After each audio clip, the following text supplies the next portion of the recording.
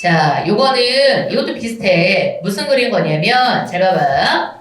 음양 시집의 서문이다. 서라는 게 바로 뭐냐? 서문이라는 거야. 알겠죠? 자, 그래서 능양시집이라는 책을 누가 쓰는 거냐? 얘 조카가 쓰는 거야. 그래서 얘가 박지원한테 자기 시집에 서문을 써달라고 부탁을 한 거야. 그러면서 박지원이 쓴 글이 바로 능양시집 서라는 거고, 얘도 똑같이 비판적인 거야. 알겠죠? 그래서 이거는 뭐라고 생각하면 되는 거냐? 잘 봐봐. 이거 너무너무 잘 나오는 거. 박지원은 사실 이걸 되게 많이 써. 그래서 절대성과 상대성의 비판이라고 생각하면 돼. 알겠죠? 절대성과 상대성의 비판이야. 비문학에도 많이 나오는 거지. 절대성이라는 것은 어떤 거냐면 얘는 있잖아. 기준점이 하나야.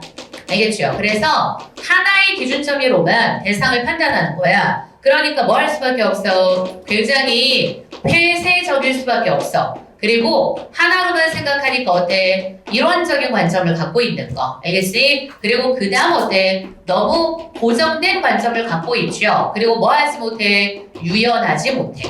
알겠죠? 그지? 그래서 절대성은 유연하지 못하고 다양한 관점을 취하지도 못해. 근데 우리 모든 사물의 본질이나 인간에 대한 모든 것들은 그렇게 절대적으로 고정된 게 아니란 말이야. 박지원 글에서 늘 강조하는 게 바로 뭐냐? 상대성이에요. 알겠죠? 그럼 상대성은 바로 뭐냐? 기준점이 여러 개야. 알겠지? 그지? 그러니까 이거는 되게 어떤 관점인 거냐? 포용적이고 있잖아. 그리고 열린 관점이라고 생각하면 돼. 알겠죠? 그리고 이걸 다른 말로 뭐라 그래? 다원론적이라 그러지. 알겠지? 그지? 그래서 굉장히 유연한 거고 있잖아. 다양한 관점인 거야. 알겠죠? 다양성을 다 포용할 수 있게 되는 거. 그치? 그래서 작가가 말하는 건 뭐냐면 어차피 모든 건 변해. 알겠죠? 그죠?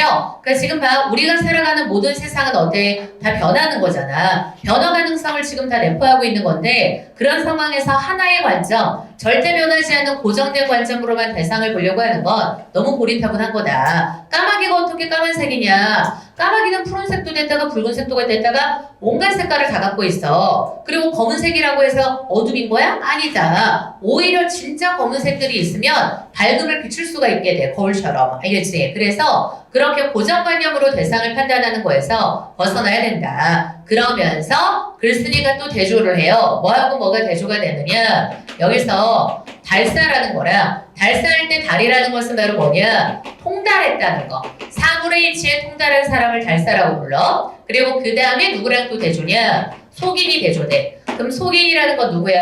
속세의 사람들, 일반인들을 뜻하는 거야. 그리고 여기서 이렇게 대조시키면서 얘네들은 모든 거 통달했어. 그러니까 무슨 관점? 유연한 관점을 갖고 있는 거야. 이것저것 다 생각할 수 있고 상대적인 관점 갖고 있어. 하지만 속인은 어때? 그러지 못하고 있다는 거지. 그지? 그리고 또 속인이랑 대조되는 사람이 지금 바로 누구냐? 요 박지원의 조카 얘기. 알겠죠? 걔도 지금 달사하고 연결된다고 생각하면 돼. 그치? 자, 그럼 이제 바로 본문으로 가겠습니다. 잘 봐봐. 달사는, 그럼 달사에다 동그라미. 달사에다 동그라미. 얘는 이상할 게 없는데 속인들은 있잖아. 의심스러운 거 투성이야. 왜 그런 거냐면 달사는 상대적이란 말이야. 왜냐면 다양한 관점에서 생각을 해. 그러니까 달사는 어때? 뭔가 변화가 있거나 그래도 그런 거 보고 이상하다고 하지 않아. 하지만 속인들은 뭐냐? 하나 관점으로만 보고 절대 변하지 않는 고정된 관점으로만 보니까 자기 관점에서 벗어나는 건 다 의심이라고 보는 거지. 그지? 다 별로라고 생각하는 거야. 그래서 나오죠. 이른바 본 것이 적으면, 그럼 이거 다 누구야? 속인이죠. 본 것이 적으면 이상하게 생각되는 것도 많은 거야. 본 것이 적다라는 것 자체가 바로 무슨 말이야?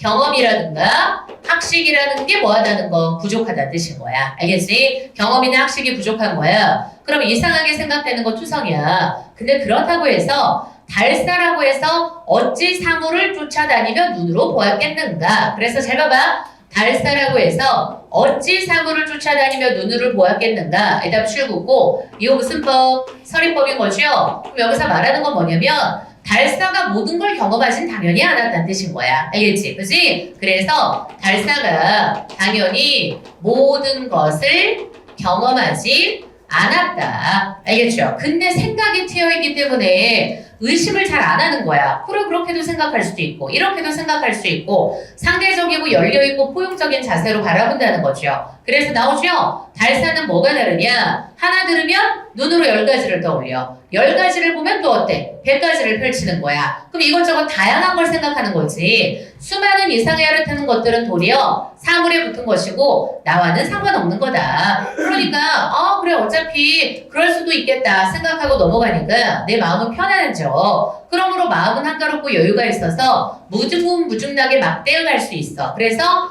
마음은 한가롭고 여유가 있어서 무궁무진하게 막 대응할 수 있다라는 게 바로 누구의 모습이야?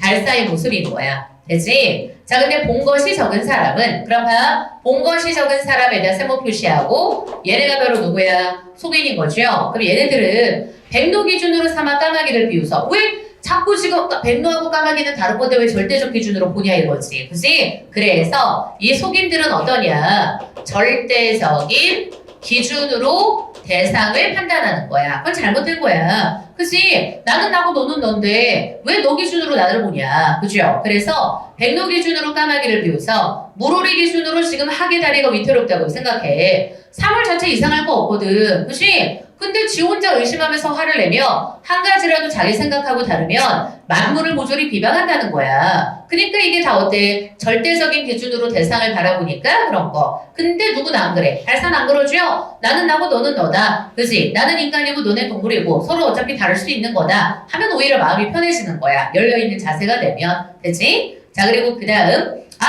지금 여기도 영탄법 나오죠. 저 까마귀를 봐라. 그 날개보다 더 검은색이 없기는 하지만 근데 봐봐. 걔가 검은색만 있지 않아. 어떨 때는 얼핏 옅은 황금색도 돌고 다시 연한 어때? 녹색으로 반짝여. 그러니까 지금 봐봐. 작가가 이런 얘기 왜 하는 거냐면 까마귀도 봐. 까마귀라고 해서 까만색만 있는 거 아니야. 검은색 보일 때도 있다가 옅은 황금색 보일 때도 있다가 연한 녹색으로 반짝일 때도 있다가 자주색으로 변할 때도 있다가 그지? 아니면 또 비취색으로 변할 때도 있어. 됐죠? 그러니까 이거는 어떤 빛을 받느냐에 따라서 까마귀 색깔도 다르게 느껴지는 거잖아. 됐지? 그래서 이것도 이거야. 너도 하나의 무엇도 대상도 뭐에 따라서 지금 시가 상황에 따라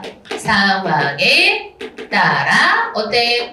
다른 빛깔을 띠고 있다라는 거. 알겠지? 그러니까 대상이 하나라도 상황에 따라서 빛깔이 달라질 수 있어. 다양성인 거잖아. 그죠? 헐 생각을 해야 되는 거지. 그지? 그러므로 내가 비록 푸른 까마귀라고 말해도 어차피 상관없고 붉은색이라고 해도 상관없어. 저 사물은 어차피 본디 정해진 색이 없는데 봐봐. 내가 눈으로 먼저 정해버리는 것이다. 그다음에 출거는 내가 눈으로 먼저 정해버려. 그래서 우리 이런 걸 뭐라 그래? 선입견이라 그러죠. 그치? 내가 눈으로 먼저 정한다는 것 자체가 바로 선입견을 뜻하는 거야. 그럼 어째 그 눈에서만 판정할 따름이겠냐? 보지도 않으면서. 그럼 뒤에도 똑같네. 눈으로만 판정하지 않아. 보지도 않으면서 어때? 마음으로 미리 판정해버려. 알겠죠? 다 선입견 편견을 뜻하는 거야. 됐지? 자, 그래서 야 슬프다. 까마귀를 검은색으로 고정한 것도 충분한데 다시금 까마귀를 갖고 세상의 온갖 색깔을 고정하려고 그래. 그러니까 지금 봐봐. 까마귀 검은색으로 고정한 것도 지금 어때? 여기서 충분하다라는 게 그것도 지금 문제가 있다는 뜻인 거야. 그렇지? 근데 더 나아가서 까마귀 하나 갖고 나머지 색깔을 다 고정하려고 한다는 거야. 알겠죠?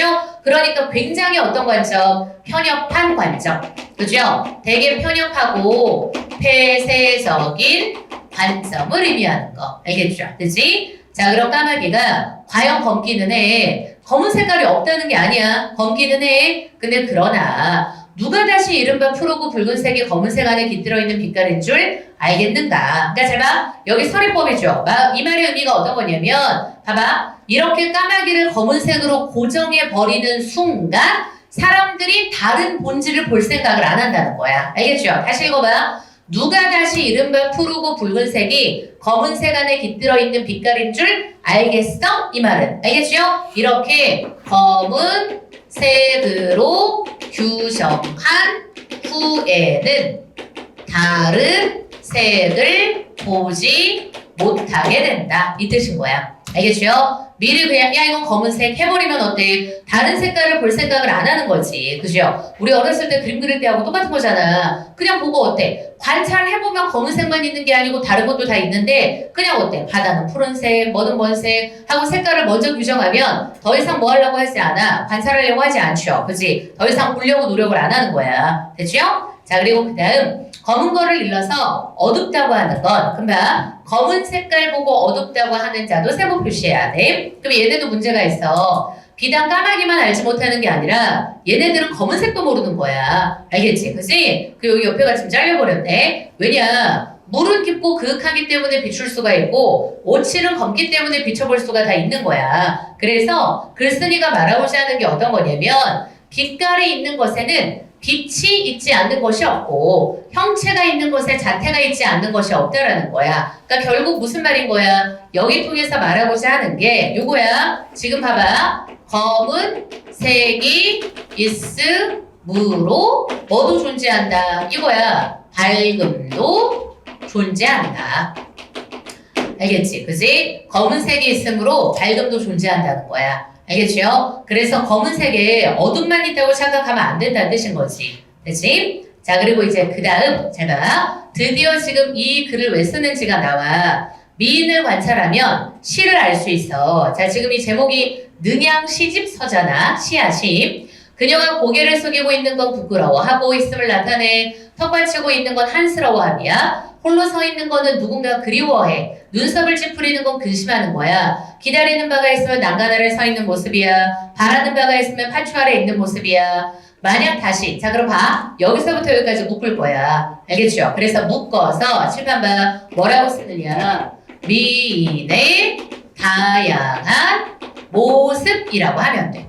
알겠지? 거기다가 미인의 다양한 모습이라고 쓰는 거야. 그럼 봐. 앞에서 뭐라 그랬어? 미인 관찰하면 시를 할 수 있다 그랬죠? 그래서 그 말의 의미가 어떤 거냐면 봐봐봐. 지금 뒤에 나오잖아. 미인의 모습은 되게 다양한 거야. 상황에 따라 달라. 알겠죠? 그럼 시도 똑같이 어떤 거야? 다른 스타일로 쓸 수 있다는 거야. 알겠죠? 근데 당시 우리나라 사회가 어땠냐면 조선사회 이 당시가 몇 세기냐? 18세기거든. 그러니까 18세기 조선 후기 사회가 되게 폐쇄적이었단 말이야. 그래서 글 쓰는 스타일도 뭔가 옛날 거 다 고정된 스타일로 써야 된다만 이런 것들이 있어서 고리타분하게. 알겠죠? 근데 박지훈은 그런 걸 싫어했거든. 근데 자기 조카 종선이라는 애가 어떠냐면 그런 고리타분함에서 벗어나서 여러 가지 시체. 여기서 시체 하니까 좀 그렇지만 시체란 단어가 여기 나와. 시의 스타일이란 뜻인 거야. 알겠죠? 시의 문체란 뜻인 거야. 이 지금 자기 조카의 시의 문체가 있잖아. 미인의 모습 같은 거야. 상황에 따라 다 달라. 알겠죠? 어느 한 스타일만 답습하지 않아요. 자기 지금 이 조카의 종선은 너무 시를 다채롭게 잘 쓴다는 뜻인 거야. 됐지? 그래서 그걸 뭘 통해서? 미인 비유를 통해 나타낸 거야. 그래서 그다음 봐. 만약 다시 그녀에게 서 있는 모습이 재기한 것처럼 단정하지 않다고 나무라거나 앉는 모습이 불상처럼 가구자간이라고 나무란다면 그럼 다 이거 어떤 모습이야? 다 지금 어때? 편견 갖고 있는 거고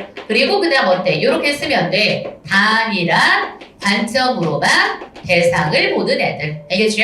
그럼 이렇게 나무란다면 그럼 이것은 일종의 지금 뭐하고 똑같냐? 자, 양귀비에게 양귀비 지금 우리 중국 당나라 때 역사 속에 당현종이 아꼈던 인물이죠. 치통 앓는다고 꾸짖고 건이에게 쪽진머리 감싸지지 말라고 금하며 사뿐사뿐한 걸음걸이 요염하다고 조롱하고 손뼉치며 추는 춤을 가볍다고 꾸짖는 격이다. 그래서 이게 무슨 말인 거냐면 여기까지가 지금 뭐냐. 중국에 실제 있었던 미인을 사례로 들어서 얘기하는 거. 알겠지? 그래서 뭘 말하고자 하는 거냐. 야, 미인은 사람이야. 걔 마네킹이 아니거든. 알겠죠? 사람이니까 어떨 때도 있어. 뭔가 지금 어때? 누군가 그리워할 때도 있고 기분이 안 좋을 때도 있고 이럴 때도 있고 그러니까 자세도 달라지고 표정도 달라지는데 왜 미인 보고 단정하게 불상처럼 가만히 앉아있으라고만 해? 이 말인 거야. 알겠지? 그래서 중국 미인의 사례를 들어서 결국 미인의 모습을 한 가지로 고정하려는 것을 비판한다 라고 쓰면 돼.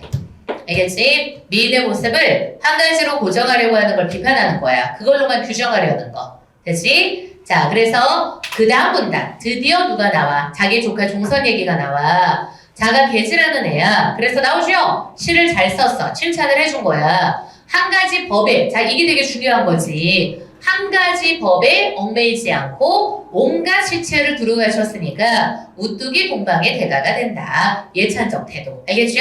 그래서 잘 봐봐. 글쓴이가 종선을 칭찬하는 건 제일 중요한 게 바로 뭐야? 종선이라는 애는 다양성과 상대성을 갖고 있는 애라는 거. 알겠죠? 문체 스타일이 하나만 있는 게 아니라는 거야. 한 가지만 답습하는 애가 아니야. 여러 스타일이 있어. 성당의 시인가 싶어서 보면 어느새 한유의 시체를 띄고 또 호령 송명의 시체를 띄어 다 유명했던 지금 그 시 스타일인 거야. 겨우 송명체라고 말하려니까 다시 성당의 시체를 띄는 거야. 그럼 뒤에서 말하는 게 있잖아. 어차피 어때? 앞에 거 뒷받침이야. 한 가지의 법에 얽매이지 않고 다양한 시체를 갖고 있다는 거. 그치? 아, 세상 사람들이 까마귀를 비웃고 학을 위태롭게 여기는 것이 또한 너무 심하다 하고 얘도 지금 어때? 세상 사람들을 직접적으로 비판하고 있네. 이 부분은. 알겠지? 직접적 비판이야. 자, 그래서 그러나 개지의 동산에는 까마귀가 문득 푸르렀다 붉었다 해. 그러니까 봐봐봐. 까마귀가 붉었다 푸르렀다 한다는 건 무슨 말이겠어? 아까 개지가 누구야? 종선의 호라 그랬었죠? 그래서 그 종선의 시는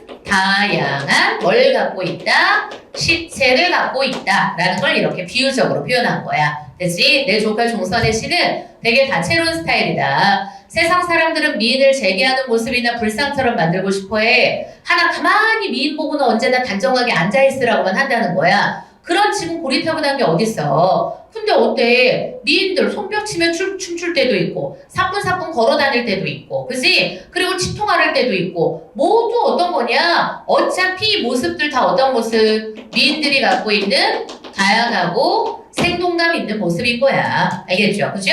그래서 근데 지금 너 단정하게 왜 안 앉아 있는 거야? 라고 화내면 안 된다는 거지. 알겠지? 그러니까 똑같아.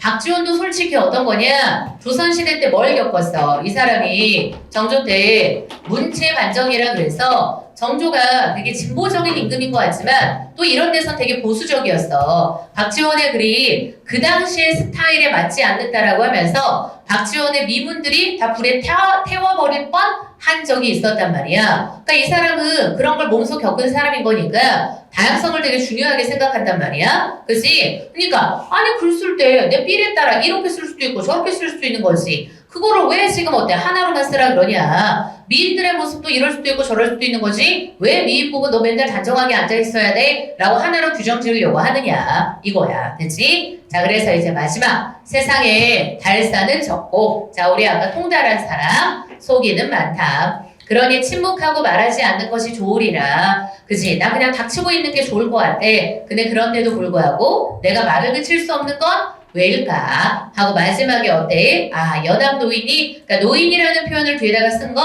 자기를 겸손하게 표현한 거야. 알겠지? 원래 어차피 다 한자어로 쓴 거거든? 연상각이란 곳에서 쓴다. 하고 마지막에 마무리를 한 거. 알겠지? 그래서 미인 얘기를 왜 끌어들었느냐? 결국 뭘 얘기하기 위해서 종선의 시체, 그러니까 시를 쓰는 스타일이 다채롭다라는 걸 얘기하기 위해서 미인의 얘기를 끌어들인 거다라고 생각하면 되는 거. 알겠지? 됐죠?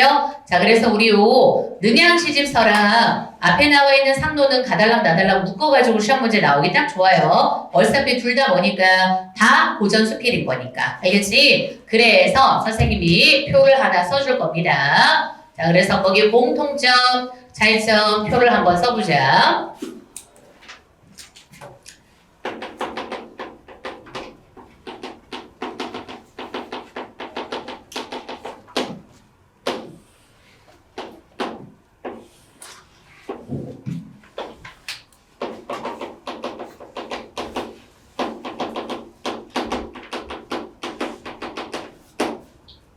자, 상론이랑 그리고 능양시집서랑 공통점이랑 차이점.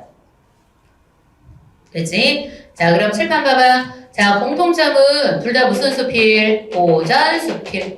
알겠죠? 그리고 두 번째, 당대 사회의 사람들의 인식에 대한 무슨 태도? 비판적 태도. 알겠지? 그지? 당대 사람들의 인식에 대한 비판적인 태도야. 그리고 또 글쓴이가 둘 다 지금 좀 어떤 거야? 뭔가 열린 자세. 그리고 또 어때? 지금 다른 관점으로 접근하는 자세. 요게 나타나죠. 그지? 열린 자세나 다른 관점으로 접근하는 자세가 나와. 자, 그리고 표현상의 공통점도 있어. 표현상의 공통점 둘 다 뭐 나와? 영탄법 나오죠? 그리고 서리법도 나오지. 그리고 열거법, 그리고 대꾸법, 반복법. 근데 사실 이거는 고전에 웬만하면 나오는 표현법이야. 알겠죠? 그치? 자, 그래서 요렇게가 지금 뭐야? 지금 공통점이 돼. 알겠죠? 자, 그 다음 차이점은 뭐냐? 주제가 다르죠? 상론의 주제라는 것은 바로 어떤 거냐면 사람의 관상으로 지금 운명을 결정짓는 인식을 비판하고 있는 거. 알겠죠? 사람의 관상을 딱 보고 운명을 결정짓고 후원을 해줄 거냐 안 해줄 거냐 결정해버리는 거야. 됐지? 자, 그리고 그 다음에 지금 어때? 사람들이 원인이랑 결과랑 이것을 전도시켜서 생각하는 것을 비판하고 있는 거. 알겠죠? 사람들이 원인하고 결과를 뒤바꿔서 생각하는 걸 비판하고 있다. 요게 지금 상론의 주제. 자, 그리고 능양시집서에서는 지금 어때? 이거죠. 절대적인 관점을 비판하고, 그렇지? 그리고 그 다음 상대적이고, 그리고 다양한 관점, 자세를 중요하게 생각하고 있다. 알겠지? 상대적이고 다양한 관점과 자세가 필요하다. 됐죠? 그리고 하나 더 쓰면 바로 뭐? 요거죠? 유연한 지금 관점의 필요성. 알겠지? 상황에 따라 어차피 달라질 수 있다는 거. 그게 제일 중요한 거야. 알겠죠? 됐지? 자, 그래서 요렇게 해서 어때? 지금 공통점하고 차이점. 요렇게 본 거야. 됐죠?